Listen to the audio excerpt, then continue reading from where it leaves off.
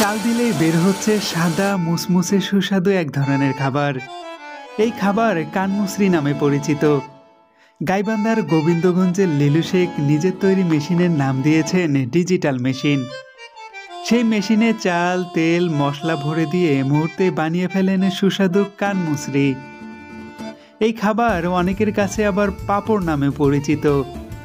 তার নিজের বাড়িতে দলে দলে মানুষ আসেন কানমুসরি বানিয়ে নিতে।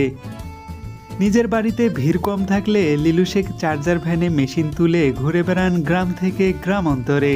ভ্যানে মাইক বেঁধে তাতে রেকর্ড বাজাতে থাকেন কানমুসরি বানিয়ে দেওয়ার জন্য। এই লাগবে নাকি কানমুসরি? এ এক আনন্দময় পেশা। এই পেশার মাধ্যমে ধীরে ধীরে নিজেকে স্বাবলম্বী করে তুলছেন লিলু শেখ। মেখারি করতাম আমি, ভ্যান সাইকেলের মেখারি করতাম। এই সামনে বাজার আছে আমার, জরিফপুর বাজার। জরিফপুরের বাজারে আমি মেখারি কাম করেছিলাম। করতে করতে হঠাৎ করে একদিন সিরাজগঞ্জ থেকে, ওটা হচ্ছে সিরাজগঞ্জ ধুনুর থানা, ওখান থেকে একটা গাড়ি আসে। আসার পরে আমি দেখলাম যে মোটামুটি ওনার অনেক ইনকাম হয় চাউল দেয়। ওই আমাকে দিক বলে কানমুসরি, বগুড়ার দিকে বলে হচ্ছে কাওয়ার ঠ্যাং, আবার উত্তরবঙ্গে রংপুর, দিনাজপুর, ঠাকুরগাঁও এদিকে বলে পাঁপড়। 5 বছর আগে লিলু শেখ ছিলেন বাইসাইকেলের মেকার। স্বল্প আয়ে স্ত্রী এবং 3 মেয়েকে নিয়ে সংসার চালাতে খুবই কষ্ট হতো তার। লিলু শেখ তার পেশা পরিবর্তনের কথা ভাবছিলেন। হঠাৎ করেই তার দোকানে এক কানমুসরিওয়ালা তার টায়ার সারাতে আসেন। উৎসাহ নিয়ে তার মেশিন দেখে লিলুর মনে আগ্রহ জাগে। তবে তখনই তার মনে হয়েছিল এই মেশিন থেকে বের হওয়া কানমুসরি বা পাঁপড় ততটা সুস্বাদু নয়। লিলু শেখ ছোটেন পাশের জেলা বগুড়াতে। সেখানকার যন্ত্রের মেকানিকরা তার কাছে ডিজাইন চান। লিলু শেখ তাদেরকে বুঝিয়ে বলেন। 2 থেকে 3 দফায় একটি মেশিন দাঁড় করান তিনি। গ্রামে প্রথমে ব্যবসা জমেনি তার। ঘুরতে থাকেন বিভিন্ন এলাকায়, কিন্তু সবখানেই তৈরি হতে থাকে প্রতিদ্বন্দ্বী। লিলু ফিরে আসেন তার নিজ গ্রাম গুমানীগঞ্জ ইউনিয়নের জরিপুরে। ভাবলেন শুধু চাল আর লবণ দিয়ে তৈরি কানমুসরি মানুষ পছন্দ করবেন না।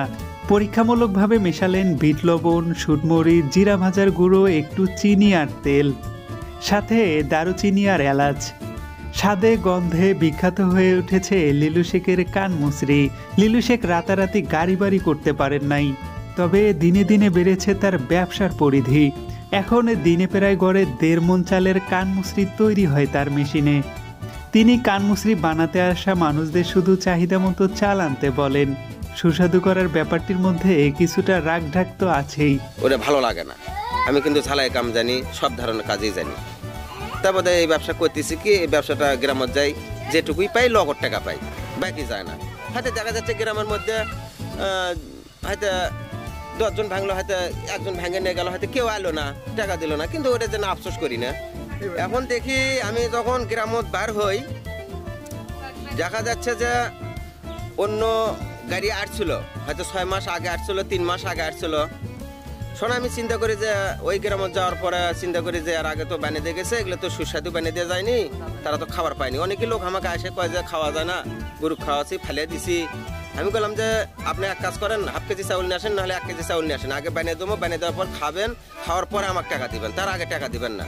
তারপর সে গ্রামের মধ্যে যাওয়ার পরে যখন 2-1 আমি বানাই, সকল মোটামুটি একবার এই চাপ দেয় যে না এগুলো ভালো, এগুলো হচ্ছে লবণ ঝাল দিয়ে বানিয়ে দিচ্ছে, ঝাল মিষ্টি করে বানিয়ে দিচ্ছে, এটা খাওয়া যাচ্ছে, এটা কোনো ক্ষতি নাই।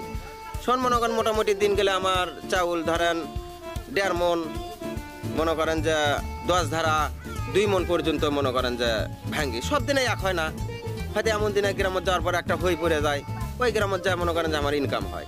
তিনি 1 কেজি চালের জন্য নেন 40 টাকা।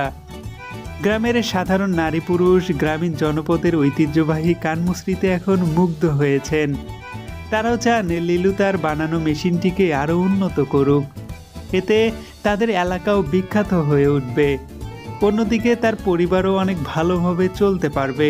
সে বহু দীর্ঘদিন যাবৎ উনি মেকারি কাজ করতো, নিজেই একটা মেশিন তৈরি করার চিন্তা ভাবনা করলো, করে যাই চিন্তা ভাবনা করে এখন গ্রামে গ্রামে সে যায়, যেটুক পারে ভেঙে নেয়, সুস্বাদ খুবই।